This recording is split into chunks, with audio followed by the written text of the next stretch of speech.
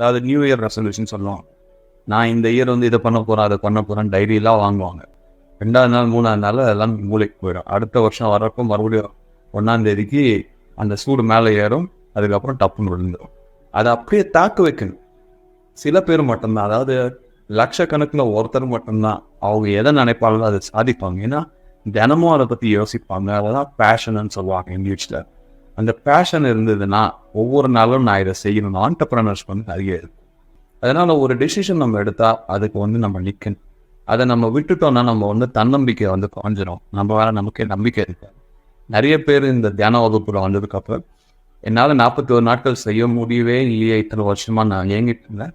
ஆனால் உங்கள் செஷன் மூலிமா இந்த 41 நாட்கள் என்னால் முடிக்க முடிஞ்சதுன்னா நிறைய தன்னம்பிக்கை வரும். என்னால் ஒன்று ஸ்டார்ட் பண்ண என் பண்ண முடியும் அப்படின்னு நினைக்கிறப்ப என்ன ஆகும்னா அந்த மணிப்பூரக சக்கரா ஸ்ட்ராங் ஆகுது. ஒரு விஷயத்த வந்து நம்ம எடுத்து அதை வந்து விடாமல் பண்ணணும். அதை வந்து கெட்டியாக பிடிச்சிக்கணும். அது முடிக்கிற வரையும் அது 1 மாதமாகட்டும் 1 வருஷமாகட்டும் 50 வருஷமாகட்டும் அது சாதிக்கிற வரையும் சாதனையாளர்கள் எல்லாருக்கும் சரி அந்த மணிப்பூரக சக்கரம் வந்து ரொம்ப ஸ்ட்ராங்காக இருக்கும்.